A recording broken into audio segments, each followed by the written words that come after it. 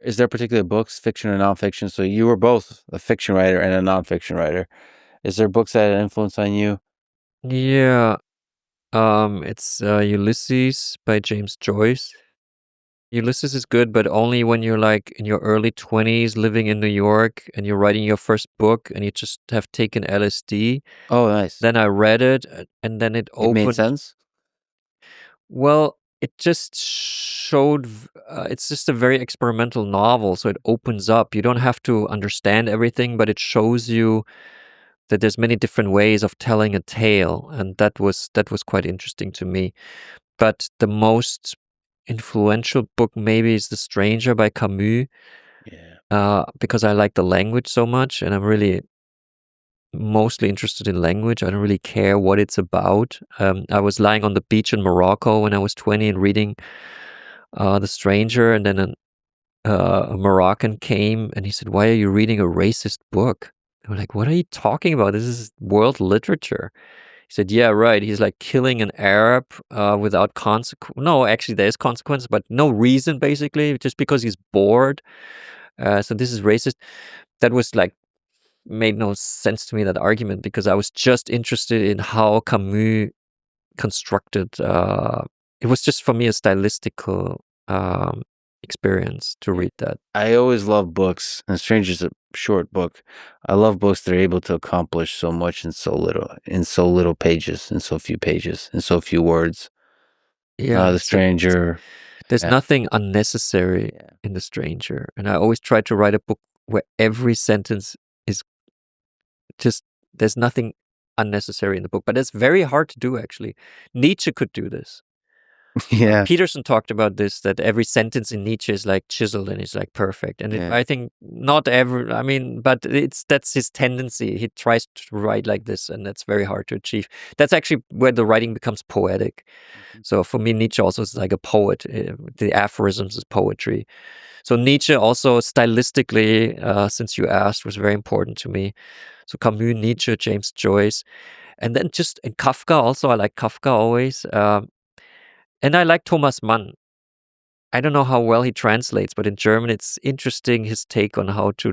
It's funny. He's a very funny guy, even though he's like, he talks too much, but he's good. So I always wanted to have these guys as my colleagues, basically. Are they there somewhere in your head as you're writing? Less and less, but it was like an incentive to be part of that club, like to be able to write a book and it's out there and it's perfect, and it's and you're on one level with Camus. It's very hard to do. Let's say you become a carpenter, which is also a very challenging job, but you don't have these kind of great. Well, you have Jesus, I guess, as your potential colleague. Yeah, true. But for I just like these writers, so the ones I mentioned, and also then Thomas Pynchon, who wrote Gravity's Rainbow, which I think is one of the best novels of the 20th century. And I read that in Berlin in the late 90s, and it really blew my mind. I think it's an absolute masterpiece.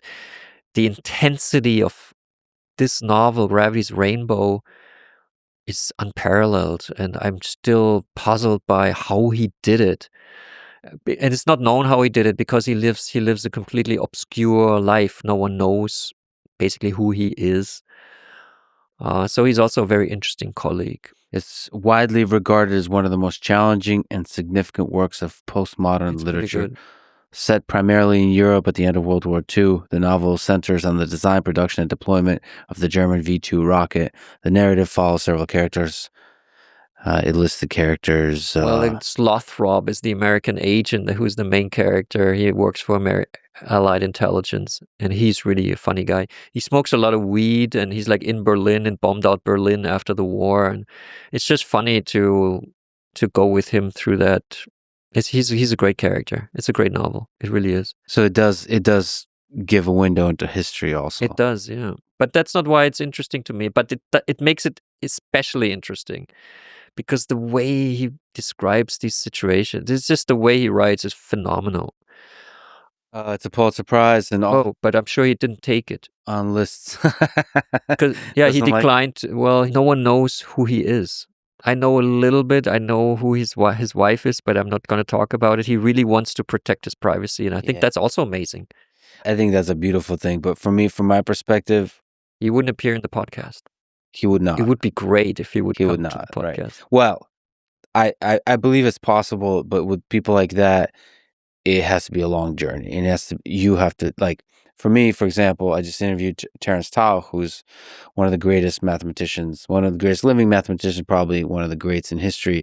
And there's another I want to speak with, which is Grisha Grigori Perelman, who's a Russian mathematician, who's more akin to Thomas Pynchon.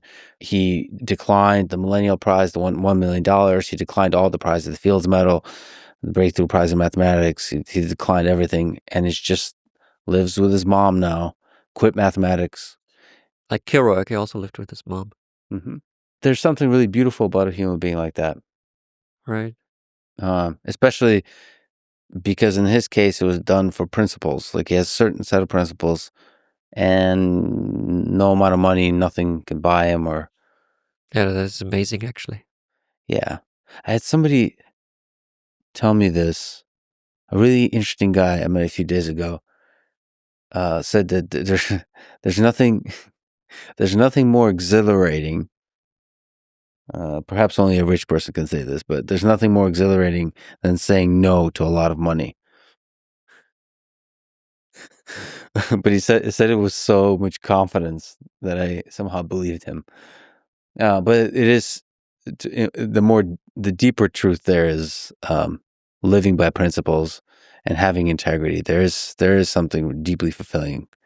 If that means saying no to money, or if that means standing up to Hitler, and then risking your life, that's a deeply fulfilling thing.